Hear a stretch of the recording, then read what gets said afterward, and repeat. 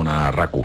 I a Catalunya hi ha 65.500 pisos nous per vendre. Són les dades dels constructors i els promotors que asseguren que la xifra s'ha multiplicat per 10 en només 2 anys. Preveuen treure-se'ls de sobre a principis del 2010.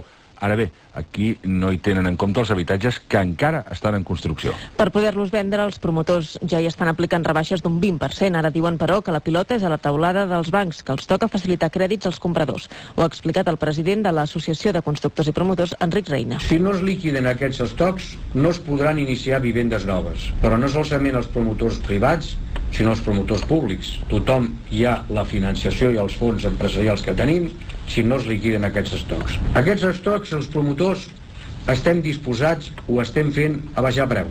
Reina assegura que el sector encara no ha tocat fons. És per això que preveu que al juny la construcció haurà deixat sense feina unes 120.000 persones. Al desembre ja n'hi havia 90.000. Per cert, ahir en vam parlar al judici al segon